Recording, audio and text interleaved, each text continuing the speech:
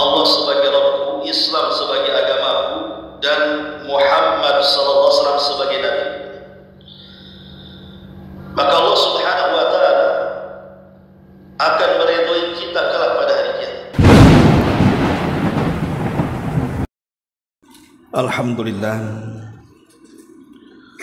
wassalatu wassalamu ala Rasulillah wa ala alihi wa sahbihi wa mawalah, wa la hawla wa la quwata illa billahi wa ba'du. Alhamdulillah, segala puja dan puji hanya milik Allah Subhanahu wa ta'ala. Salawat dan juga salam kita hadiahkan kepada Rasul kita Nabi besar Muhammad sallallahu alaihi wa ala alihi wasallam. Kita lanjutkan kajian kita, masih membahas kitab 175 Jalan Menuju Surga, dan kita masuk pada halaman ke 82, poin ke 32. Amalan sedikit dengan diiringi niat dapat menjadi kedudukan yang paling afdal di sisi Allah Subhanahu wa ta'ala. Kita baca hadisnya dulu. Nabi sallallahu alaihi wasallam bersabda dalam hadis yang dikeluarkan oleh Imam At-Tirmidzi, wa uhaddithukum hadithan fahfadhuhu qala ma naqasa malu 'abdin min sadaqatin wala zulima 'abdun madlamatan fasabara 'alaiha illa zadahullahu 'izzah wala fataha 'abdun baba mas'alatin illa fatahallahu alaihi baba faqrin au kalimatan nahwaha. Wa uhaddithukum hadithan fahfadhuhu qala innamad dunya li arba'ati nafarin abdin razaqahu Allahu malan wa ilman fahuwa yattaqi fihi rabbahu wa yasilu fihi rahimahu wa ya'lamu lillahi fihi haqqan fahadha bi afdalil manazil wa 'abdin razaqahu Allahu 'ilman wa lam yarzuqhu malan fahuwa sadiqun niyyati yaqulu law anna li malan la amiltu bi amali fulanin fahuwa bi niyyatihi fa ajruhuma sawa'un wa 'abdin razaqahu Allahu malan wa lam yarzuqhu ilma fahuwa yahbitu fi malihi bighairi ilmin la yattaqi fihi rabbahu wa la yasilu fihi rahimahu wa la ya'lamu lillahi fihi haqqan fahadha bi akhbathil manazil wa 'abdin lam yarzuqhu Allahu malan wala ilman fahuwa yaqulu law anna li malan la amiltu fihi bi amali fulanin fahuwa bi niyyatihi fawizruhuma sawa'un. Kata Nabi sallallahu alaihi wasallam, aku ingin menghabarkan kepada kalian satu buah habar, maka perhatikan habar ini. Sesungguhnya dunia hanya untuk 4 golongan. Sesungguhnya dunia ini hanya untuk 4 golongan. Kata Nabi SAW, innamad dunya li arba'ati nafarin. Dunia ini diperuntukkan untuk 4 kelompok saja. Siapa 4 kelompok ini? Yang pertama, kata Nabi sallallahu alaihi wasallam, seorang hamba yang telah Allah anugerahkan rizki berupa harta dan juga ilmu pengetahuan. Lalu dengan rizki tersebut, karena dia memiliki pengetahuan, dia pun bisa bertakwa kepada Rabbnya, bisa menyambung tali silaturahim, dan dia tahu bahwa Allah memiliki hak dalam kehidupannya. Dan orang pertama ini memiliki kedudukan yang paling mulia di sisi Allah. Kemudian yang kedua, seorang hamba yang telah Allah berikan rizki tapi bukan harta. Allah berikan ilmu saja dan tidak diberikan rizki harta. Namun dia adalah orang yang jujur dalam niatnya. Ia pun berkata, jika aku memiliki harta seperti dia, sungguh aku akan beramal seperti amalan si fulan. Maka dia akan diberikan pahala karena kejujuran niatnya, sehingga pahala mereka berdua dianggap sama di sisi Allah. Kemudian yang ketiga, seorang hamba yang telah Allah berikan rizki berupa harta, sayangnya tidak pula diberikan rizki berupa ilmu pengetahuan. Lalu dia habiskan hartanya tanpa dasar ilmu. Karena tidak punya ilmu, dia tidak bertakwa, dia tidak menyambung silaturahim, dan dia tidak tahu bahwa Allah memiliki hak dalam kehidupannya. Orang yang seperti ini kedudukannya adalah orang paling hina di sisi Allah. Kemudian yang keempat, seorang hamba yang tidak Allah berikan rizki baik harta ataupun ilmu pengetahuan, tapi dia berangan-angan dan mengatakan, jika saja aku memiliki harta, sungguh aku akan beramal seperti amalan si fulan yang nomor 3 itu, maka dia akan diberikan dosa karena niatnya, sehingga dosa mereka berdua dianggap sama. Perhatikan hadis ini. Hadis ini sangat bagus sekali untuk kita renungkan.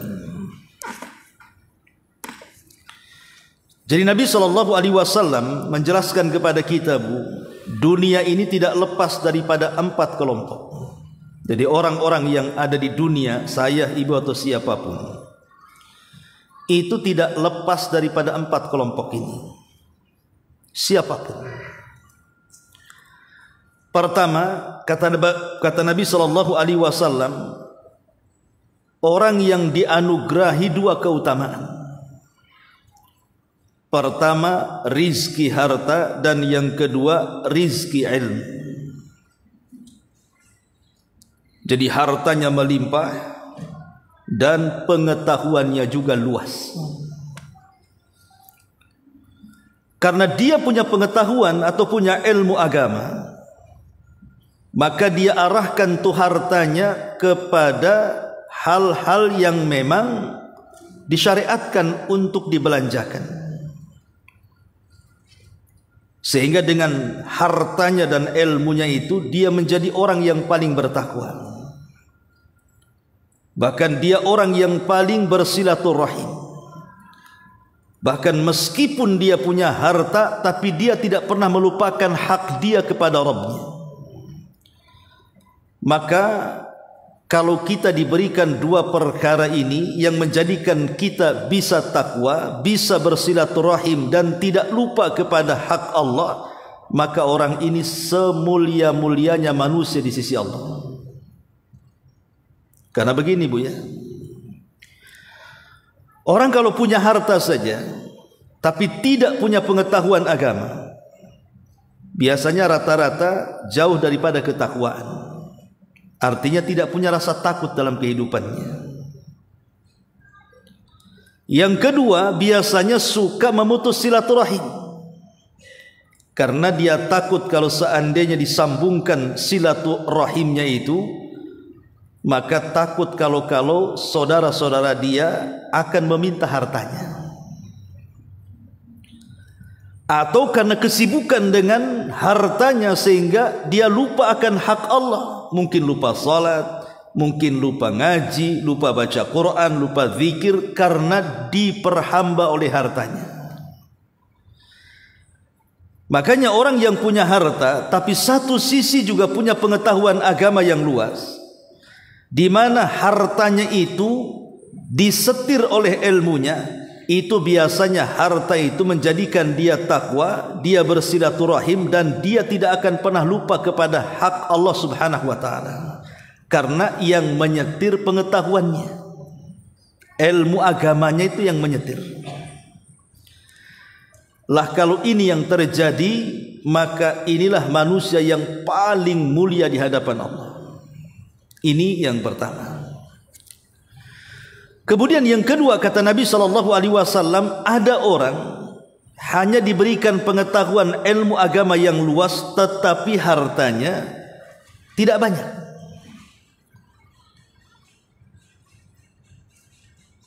Maknanya mungkin dia cerdas dalam ilmu agama, tapi dalam pelaksanaan ibadahnya yang berkaitan dengan harta dia tidak bisa. Mau haji sudah tahu tentang keutamaan haji, tapi tak ada harta, macam mana pula mau berangkat haji? Mau sedekah seperti orang-orang kaya, pengen membuat masjid, pengen membantu pesantren, pengen membantu panti asuhan, jangankan dibantukan kepada orang, untuk makan pun susah, padahal dia sudah tahu keutamaannya itu, dan kepengen juga membantu saudaranya. Tapi apalah kata, karena tidak punya harta, ya hanya cita-cita saja. Dia pun temenung, coba kalau saya seperti Umi Anu, enak kali umroh berkali-kali. Kok bisa dia membangun masjid? Kok dia suka memberikan sedekah kepada fakir miskin? Menghayal dia kalau seandainya dia ini seperti Umi itu. Kalau dia sampai menghayal dengan ketulusannya, memang tulus dalam hatinya, jujur dalam hatinya, kalau aku punya harta, aku pun akan buat yang samalah seperti dia, gitu ya. Lah pahala orang yang berandai-andai ini dengan orang yang pertama itu sama di hadapan Allah. Disinilah letak kemuliaan ilmu namanya. Jadi ilmu itu mempermudah kita. Makanya ada istilah seni itu memperindah, ilmu itu mempermudah, dan iman itu yang mengarahkannya. Orang ngaji, Bu, kalau tidak ada seni bacaannya, nggak indah tuh bacaan Quran tuh. Boleh jadi ibu jadi makmum di belakang imam yang suaranya grebek, Bu. Waduh, lam yakunil kayak Al-Baqarah kan, Bu, lambat kali katanya. Tapi kalau suaranya indah, ada seninya, maka Quran yang indah akan semakin indah dengan seni bacaan, Bu. Mungkin Al-Baqarah disangka lam yakunil kan gitu, kok cepat kali, padahal ada panjang tuh. Itulah seni memperindah namanya. Sementara ilmu itu mempermudah. Orang kalau punya ilmu itu mudah semuanya. Contohnya di sini, nggak apa-apa saya tidak punya uang untuk berangkat haji, tapi saya bisa dapat pahala haji dengan cara apa? Ilmunya yang berputar tuh di kepala tuh, dengan cara mengandai-andaikan haji. Coba saya jadi ibu hajah katanya. Jangan nunggu mati nanti kawin sama Pak Haji jadi ibu hajah kan? Bukan itu maksudnya. Jadi mengandai-andai, seandainya aku seperti dia, aku pun ingin berangkatlah ke sana. Lah ilmu itulah yang kemudian menjadikan walaupun kita tidak berangkat ke sana, tetapi pahalanya sudah sama tuh. Itulah yang namanya ilmu itu mempermudah itu. Orang kalau tidak tahu ilmunya kan pusing jadi kepala tuh. Atau mungkin dengan cara yang lain, ibadah-ibadah yang sama pahalanya. Contoh umpamanya, siapa yang duduk selepas sholat subuh tidak bergerak dari tempatnya, kemudian membaca Quran dan berzikir sampai matahari terbit, biarkan meninggi 1 tombak. Kemudian ibu lakukan 2 rakaat syuruk, maka pahalanya sama dengan haji dan umroh secara sempurna. Kan kita tahu celahnya. Oh, walaupun saya tidak berangkat, bisa saya haji tiap hari kok. Tinggal duduk aja di sajadah Bu ya, habis subuh sampai syuruk, kemudian sholat 2 rakaat. Tapi kan ini bicara pahala Bu ya, bukan bicara menggugurkan ibadah. Bukan belum haji. Ya tetap kalau ada duit, walaupun sudah banyak pahala hajinya, tetap wajib haji. Jadi itu hanya perbandingan pahala, bukan menggugurkan ibadah haji. Ibadah haji tetap tidak gugur kalau mampu berangkat. Sebab nanti kalau seandainya sampai menggugurkan ibadah haji, alasannya karena sudah mendapatkan pahala haji, nanti orang nggak mau haji Bu.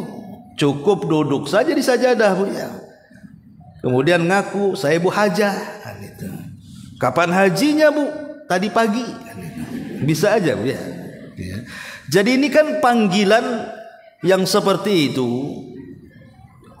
Biasanya orang yang berangkat. Kalau yang tidak berangkat itu cuman mendapatkan pahala yang sebanding. Lah ilmu itu mempermudah. Jadi mudah akhirnya. Walaupun saya tidak bisa berangkat haji, saya bisa kok dapat pahala haji. Dengan cara apa? Hanya melamun. Coba, itu namanya ibadah melamun Bu. Jadi orang alim itu melamunnya saja dapat pahala. Itu maksudnya. Tapi orang jahil melamunnya dapat dosa. Nanti kita sebutkan kelompok yang keempat tuh. Ya. Kemudian kelompok yang ketiga dalam hadis ini, ada orang yang diberikan rizki oleh Allah Subhanahu wa ta'ala, hanya diluaskan hartanya. Kaya raya dia, tapi sayang tidak punya ilmu agama. Karena tidak punya ilmu agama, sehingga hartanya tidak ada yang menyetirnya. Justru terbalik, harta pula yang menyetir badan dia. Kemana maunya harta, maka dia akan langkahkan kakinya. Kalau sudah harta yang menyetir kita, dipastikan alamatnya pasti celaka. Orang kalau sudah disetir harta, pasti akan jauh dari takwa.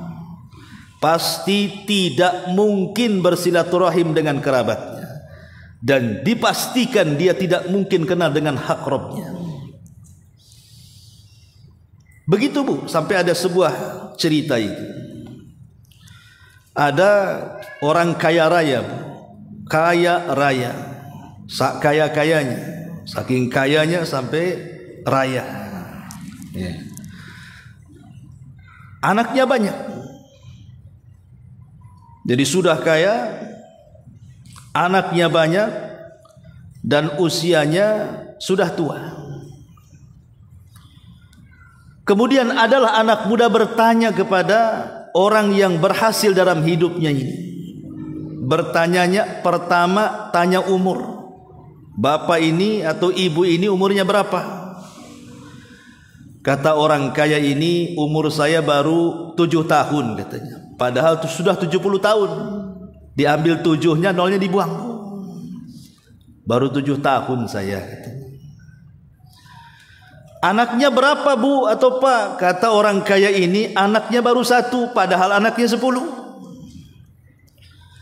Kemudian tanya lagi, hartanya berapa?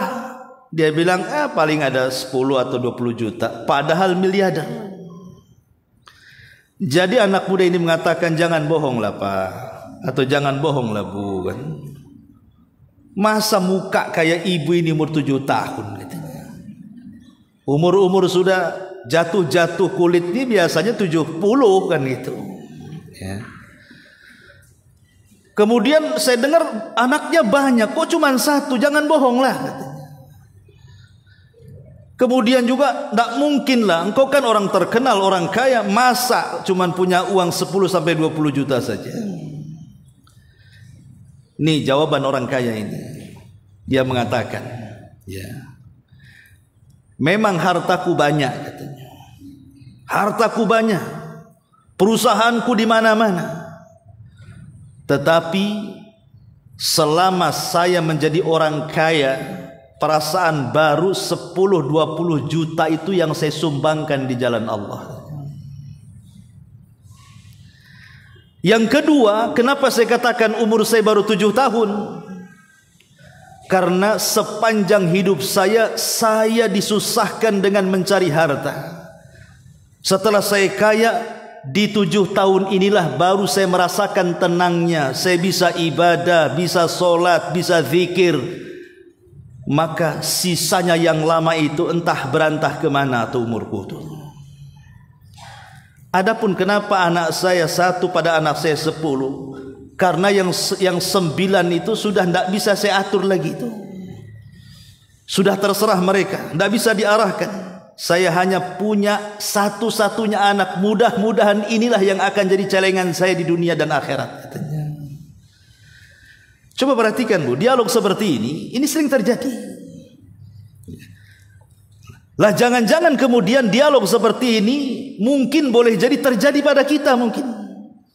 Mungkin kita ini dahulunya semenjak muda sampai tua, baru di usia 50-60 tahun baru terasa hijrah. Tidak pernah ngaji baru belajar ngaji. Nah itu Bu ya. Oh baru enak ibadah itu. Coba dari dulu belajar ngaji, sudah khatam tuh Quran tuh.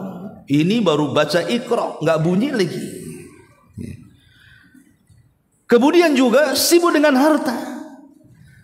Jangan-jangan kemudian setelah kita meninggal hanya 10 juta atau 20 juta saja yang boleh jadi itu pula yang akan bermanfaat kita di akhirat. Yang miliaran itu mungkin kelak jadi warisan, bahkan menjadi sebuah pertanyaan di hadapan Allah. Dari mana kau dapatkan harta, kemana kau belanjakannya? Atau boleh jadi kita ini punya turunan, dari anak kita yang 5, yang 6 itu mungkin 1 lah yang diharapkan kita. Yang ingin saya katakan Bu dari gambaran ini, bahwa orang kalau disibukkan dengan harta dan tidak cukup pengetahuan agamanya, maka kasusnya seperti cerita ini Bu. Hartanya memang banyak betul, tapi harta itulah yang membinasakan kehidupannya. Seperti siapa? Qarun. Lihat Qarun itu. Qarun itu Bu, dulunya seorang ahli pembaca Taurat. Kalau ibu tahu cerita Qarun itu, suaranya indah. Ibaratnya kori di zaman sekarang lah ibu. Jadi diundang ke sana, diundang ke sini. Kalau ada acara suruh baca, suruh ngaji, karena indah suaranya Qarun itu, disukai Bani Israel. Tetapi tiba-tiba dia datang kepada Nabi Musa, minta agar Nabi Musa mengajarkan doa kepadanya supaya Allah memudahkan rizkinya. Akhirnya Musa mengajarkan kepada Qarun tentang Ismul A'zam, nama-nama Allah yang agung. Setelah kemudian Qarun pun mengamalkan wejangan Nabi Musa, Allah luaskan rizkinya. Setelah diluaskan rizkinya, mulailah luntur Taurat dari badannya. Sudah jarang lagi baca Taurat.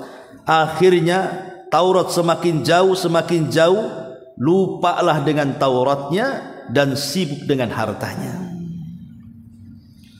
Setelah sibuk dengan hartanya, dia malah hasad kepada Nabi Musa. Bayangkan. Karena walaupun Qarun itu kaya, tapi tidak dihormati seperti Bani Israel menghormati Nabi Musa. Mulailah dia hasad. Harusnya saya orang kaya dihormati. Kenapa Musa yang miskin hanya seorang nabi saja kau dihormati katanya. Mulailah dia membuat makar. Dengan cara apa? Ingin menghancurkan Nabi Musa. Caranya gimana? Dia sewa pelacur.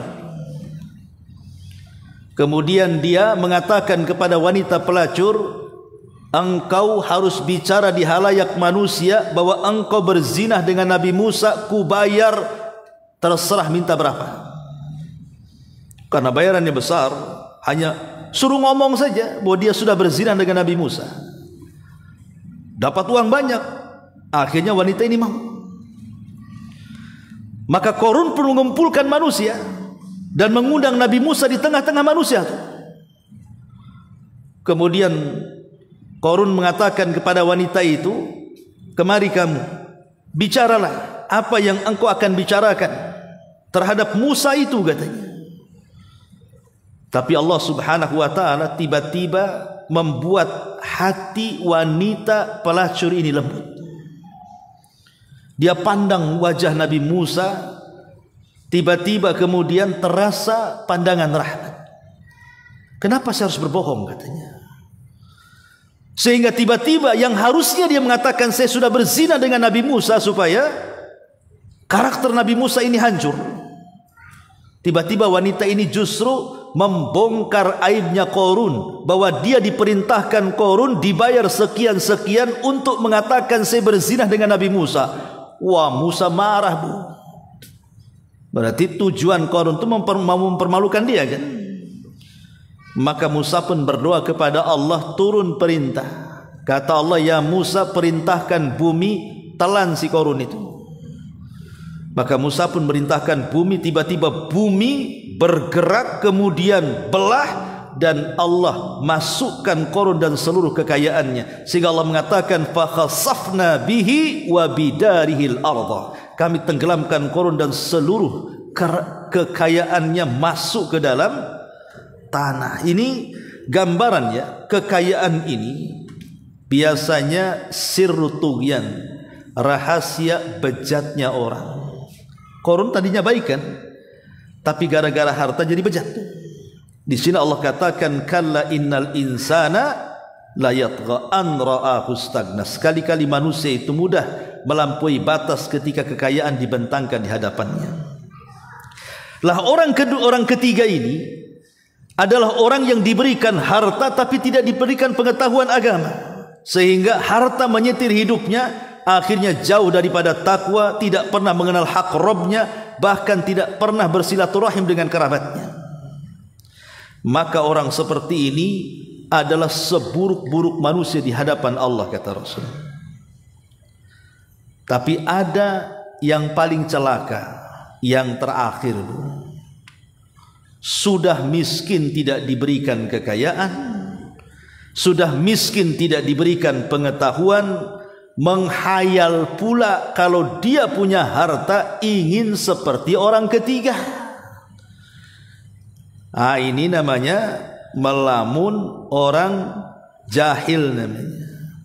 Kalau orang alim melamunnya kan dapat pahala, Bu. Kalau orang jahil melamunnya dapat dosa. Dia tidak ikut mabuk, dia tidak ikut zina, dia tidak ikut judi, dia tidak ikut maksiat, tidak merasakan kenikmatan maksiat apapun, hanya menghayal, Bu. Coba aku punya uang seperti dia, aku pun datang ke diskotik lah, apa salahnya? Padahal yang menghayal tuh. Maka Rasul mengatakan apa? Orang yang keempat dengan orang yang ketiga ini dosanya sama, Bu. Jadi orang yang melamun dengan orang yang jelas-jelas bermaksiat, dosanya sama. Memang dia tidak berzina, tapi menghayal berzina seperti dia, maka sama dia mendapatkan dosa zina, gitu maksudnya. Nah, ini kan bahaya, Bu. Ya. Maka jangan suka melamun yang aneh-aneh, Bu. Melamun itu yang baik-baik, gitu. Karena yang keempat ini, aduh, itu sudah jatuh ketimpa tangga itu namanya, Bu. Maksud saya begini, Bu. Ibu kan suka baca doa sapu jagat, kan, Bu, ya? Rabbana atina fid dunya hasanah wa fil akhirati hasanah wa qina adzabannar. Ya Allah, berikan kepada kami dunia yang baik. Ya Allah, berikan kepada kami akhirat yang baik. Dari dua kata ini kita tahu bahwa tujuan hidup manusia itu dua. Pertama, tujuan jangka pendek, dan yang kedua tujuan jangka panjang. Adapun tujuan jangka pendek itulah yang dikatakan fid dunya hasanah. Kita ingin mendapatkan dunia, tetapi dunia yang membahagiakan. Cukup tujuan jangka pendek, jangan. Ada tujuan jangka panjang. Apa itu? Wa fil akhirati hasanah wa qina adzabannar. Kita ingin mendapatkan akhirat yang bahagia berupa sorga dan tidak dimasukkan ke dalam neraka. Ada manusia itu yang hanya mendapatkan tujuan jangka pendek saja, jangka panjangnya nggak dapat dia. Kenapa? Karena sibuk membahagiakan dirinya di dunia saja. Dia salah bahwa ada kebahagiaan yang hakiki setelah kematian. Itulah orang yang ketiga. Tetapi di sana juga ada orang yang mereka tidak peduli dengan kebahagiaan dunia karena mengejar kebahagiaan akhirat. Susah ndak apa-apa di dunia, tapi jangan pula susah di akhirat, gitu maksudnya. Celakanya Bu, ada orang yang sudah tidak bahagia di dunia, tidak bahagia pula di akhirat. Kan konyol namanya Bu. Rumah sudah gubuk, mereng lagi. Kalau hujan, kehujanan. Panas, kepanasan. Makan, ngutang sak warung. Tapi tidak pernah sholat, nggak pernah puasa, ya nggak pernah ngaji, ya nggak pernah baca Quran. Hidupnya terlunta-lunta, ya tidak ibadah, ya tidak kaya.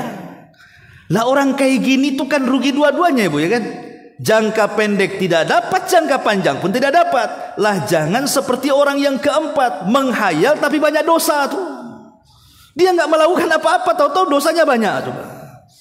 Lah inilah yang kemudian Nabi SAW ingin memberikan warning kepada kita.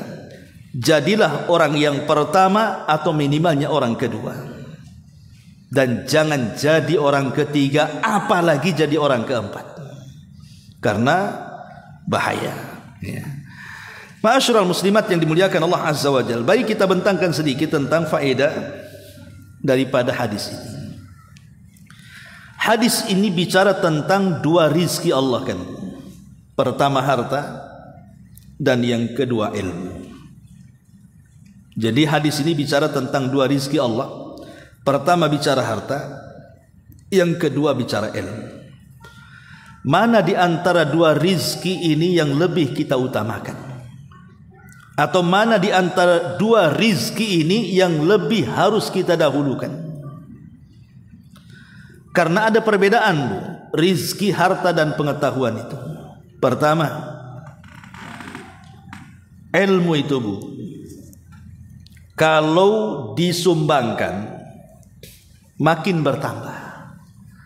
Tapi harta kalau disumbangkan kan makin kurang. Pamannya ibu punya uang 100 juta, disumbangkan 50 juta, sisanya 50. Tapi satu sisi ibu punya pengetahuan ini. Mungkin ibu hafalah surah Al-Fatihah dengan tahsin dan tajwidnya.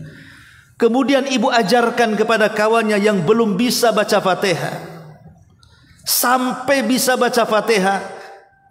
Kira-kira ilmu Fatihah yang ibu miliki hilang apa bertambah? Pasti bertambah Bu. Karena kalau ilmu diajarkan itu pasti mungkin kan Bu.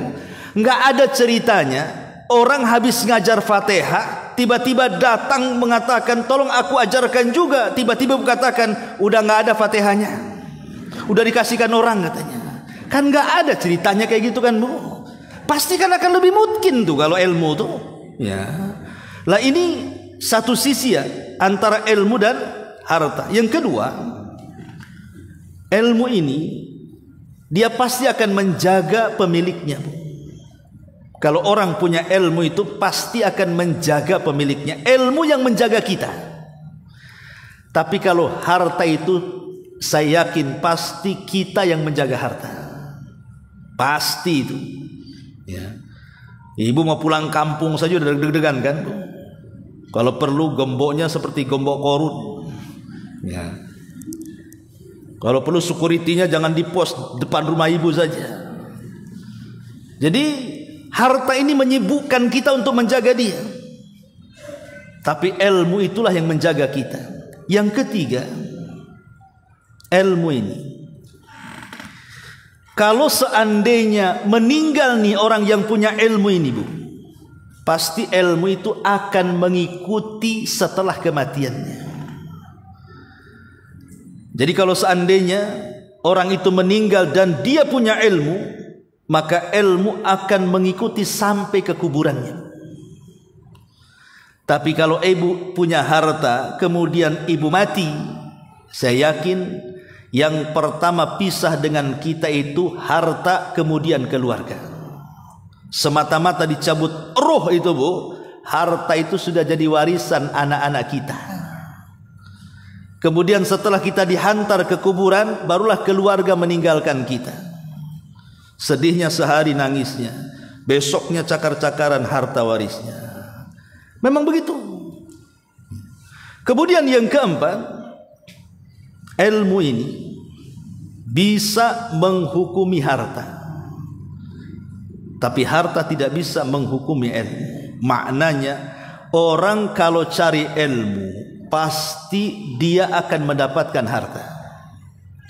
Tapi kalau orang sibuk mencari harta, belum tentu dia mendapatkan ilmu. Ya kan, Bu? Orang kalau punya ilmu, cari harta mudah. Orang-orang punya ilmu itu, bagaimana umpamanya orang yang sekolahnya sampai tinggi-tinggi itu karena punya ilmu pengetahuan, dengan ilmunya dia bisa menciptakan sesuatu yang kecil dijual mahal. Tapi kalau kita nggak perlu sekolah lah, saya ingin ngarit saja umpamanya, atau ingin jualan ini jualan itu, mungkin boleh dia kaya, tapi dia tidak punya pengetahuan sebagaimana orang yang belajar. Itulah kenapa kemudian bagaimanapun ilmu itu tetap diutamakan dan harta itu harus dinomorduakan. Intinya seperti itu. Kalau kita mau sebutkan perbedaannya banyak sekali, ya. Ini faedah yang pertama. Jadi hadis ini bicara tentang dua rizki, dan dua-duanya ini bagi seorang yang pandai mengelolanya, maka harta yang baik itu karena dipegang orang baik. Tapi harta itu menjadi jahat kalau yang megang orang jahat. Makanya ada istilah malun salihun li rajulin salihin. Harta itu menjadi baik kalau yang megang orang baik. Tetapi malun fasidun li rajulin fasid. Tapi harta itu menjadi rusak kalau yang megang orang rusak.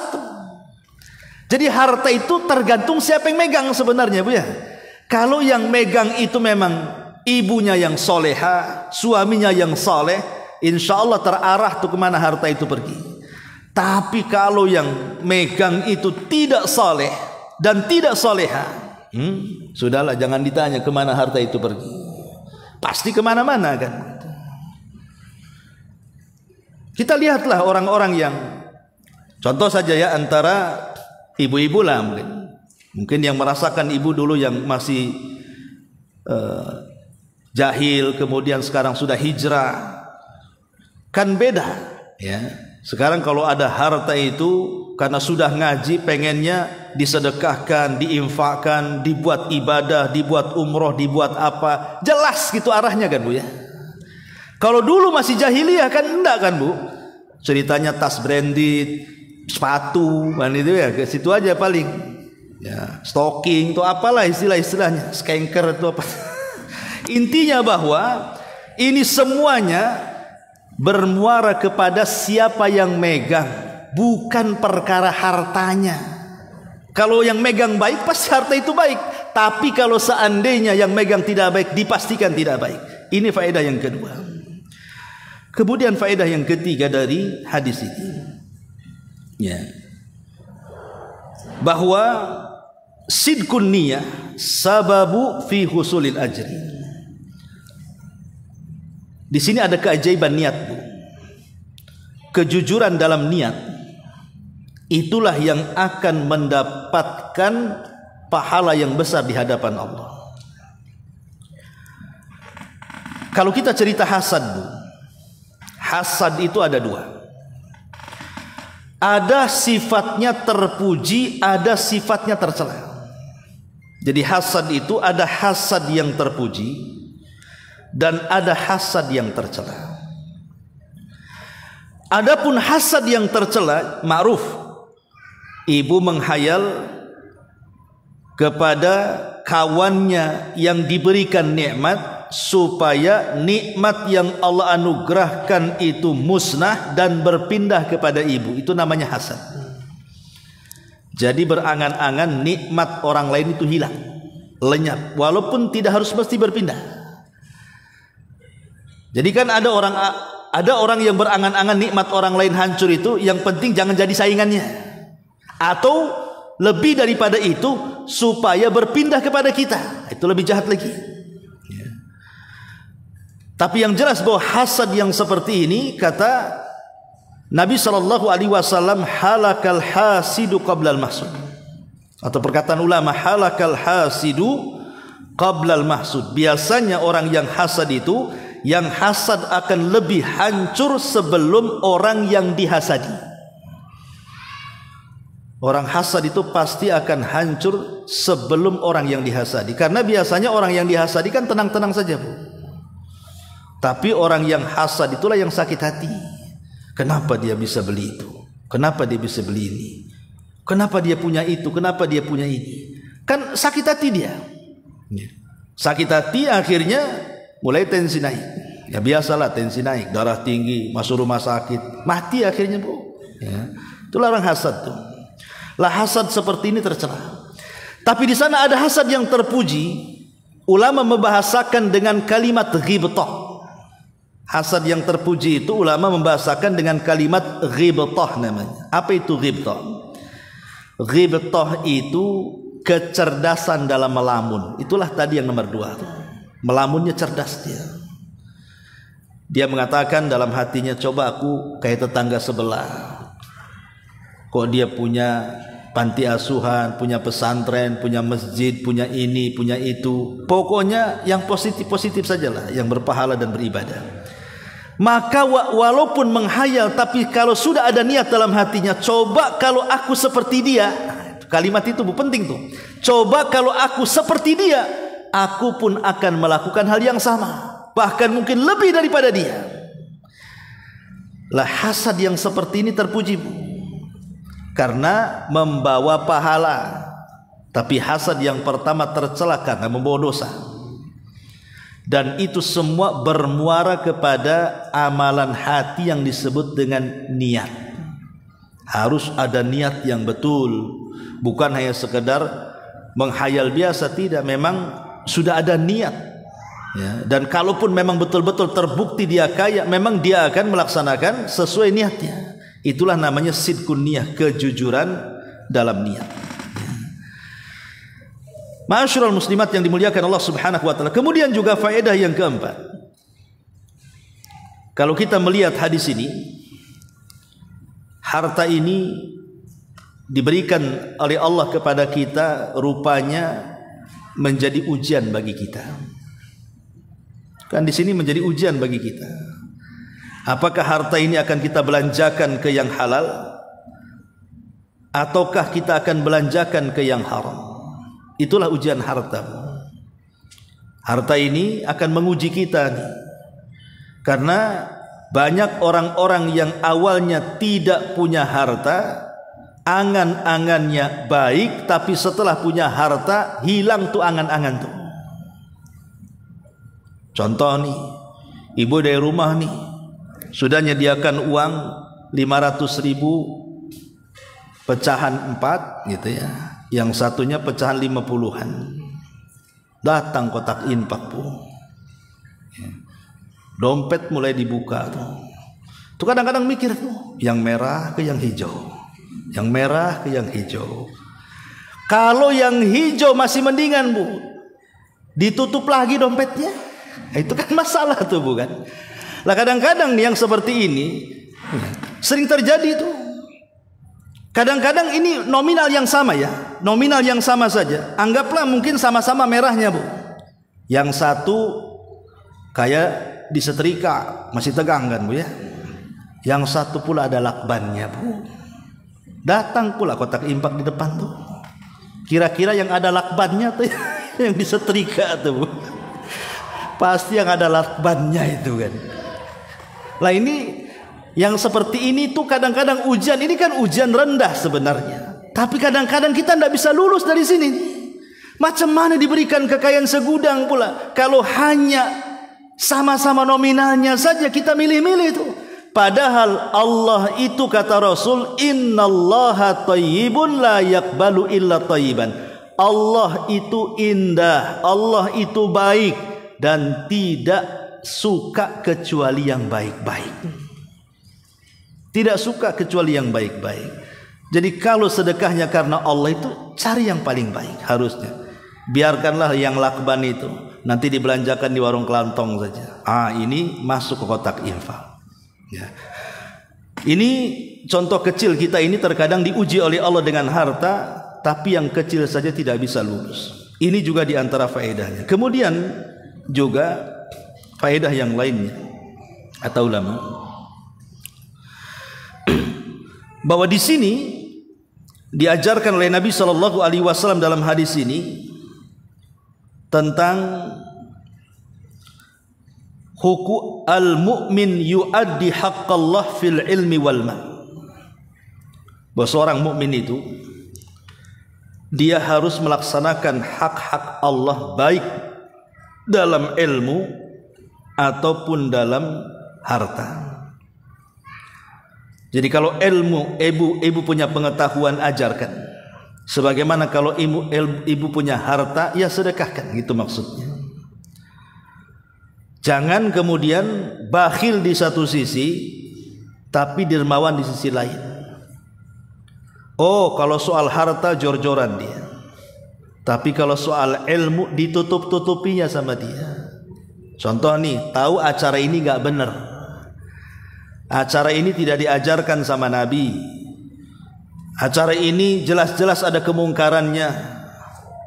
Wah, jor-joran didanai. Padahal ibu tahu itu tidak benar. Itu namanya mengamalkan harta tapi tidak menggunakan ilmu namanya. Kalau ilmu kita sudah tahu ini nggak benar nih, nggak ada ajarannya, nggak usah didanai kan begitu. Karena dua-duanya harus jalan tuh antara ilmu dan harta itu. Atau sebaliknya tuh. Sebaliknya. Kalau dapat kekayaan karena dia sudah punya ilmu harus bersyukur, alhamdulillah. Tapi bakhilnya 17 setan. Nggak mau nyumbang, ya alhamdulillah saja. Ya. Tapi kalau datang orang sedekah nggak mau ngasih dia. Lah itu kan jomplang itu namanya, Bu. Dia hanya mementingkan pengetahuannya tapi juga tidak ada sedekah dengan hartanya kan. Makanya di sini seorang mukmin itu harus menggandengkan antara ilmu dan harta. Dilihat daripada hadis yang kita baca ini. Lah inilah diantara faedah dan manfaat yang kita bisa petik dari hadis ini. Makanya di sini pengarang mengatakan setelah mengutipkan hadis ini, beliau mengatakan, wahai saudaraku seiman, bayangkanlah berapa banyak pahala yang akan kamu dapatkan walaupun kamu tidak memiliki harta. Bahkan kamu hanya cukup jujur dalam niat dan dengan ikhlas kamu berucap, jika saja aku memiliki harta seperti yang dimiliki oleh si fulan yang kaya itu, sungguh aku akan mengamalkan kebaikan seperti yang ia amalkan. Dengan demikian kalian berdua akan mendapatkan pahala yang sama. Sungguh betapa besar kenikmatan yang telah Allah berikan. Segala puji hanya milik Allah, dialah zat yang berhak akan pujian dan kemuliaan. Tapi satu lagi yang ingin saya jelaskan, di sini kan ada kalimat lau, seandainya. Berarti kan bicara tentang angan-angan, Bu ya. Ya. Bicara tentang angan-angan kalimat lau ini, seandainya. Kalimat seandainya ini ada yang baik, ada yang tidak baik. Yang tidak baik kalimat seandainya itu kalau dalam rangka menolak takdir. Coba seandainya aku tidak jalan ke sana, tentu aku tidak jatuh. Baik tidak? Tidak baik. Karena jatuhnya ibu bukan karena jalan ke sana.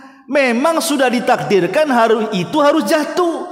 Mau jalan ke sini juga tetap jatuh, mau jalan ke sana tetap jatuh, karena takdirnya ibu harus jatuh, gitu maksudnya. Karena ada orang dengan menggunakan kalimat seandainya ini, akhirnya jadi menolak takdir tuh. Coba seandainya tadi tidak mendatangani perjanjian dengan dokter harus dioperasi, akhirnya jadi mati. Kan? Coba sampai ke mati pula dia. Mati itu loh soal takdir. Karena kalau seandainya Allah takdirkan tidak akan mati, mau diapain pun tidak akan mati dia. Tapi kalau sudah ditakdirkan mati, mau dioperasi, mau tidak dioperasi, mau tidur, mau sedang sehat, mau sedang sakit, kalau sudah takdirnya mati, ya mati. Sudah berjalan dengan takdir seperti itu supaya tenang hidupnya. Karena orang yang tidak tenang itu karena banyak menggunakan kalimat seandainya itu. Makanya kenapa Rasul mengatakan fa inna law taftahu amalus syaitan, karena kalimat seandainya itu bisa membuka pintu setan masuk di situ. Ini namanya seandainya yang tercela, Bu. Lah seandainya yang terpuji seperti dalam hadis ini pada kelompok yang kedua. Itulah yang disebut dengan ghibthah. Seandainya aku punya harta, aku akan bangun masjid. Seandainya aku punya harta, aku akan bangun panti asuhan. Seandainya aku punya harta, aku bantu para fuqara wal masakin. Seandainya punya harta, aku kasih untuk dana fakir miskin dan anak-anak yatim. Itulah seandainya yang seperti inilah yang terpuji. Itulah yang dikatakan di sini, maka dia akan mendapatkan pahala seperti orang yang melakukannya. Wallahu a'lam bishawab. Ini yang bisa saya sampaikan. Tapi sampai di sini, kalau ada yang bertanya silakan. Kalau tidak kita tutup.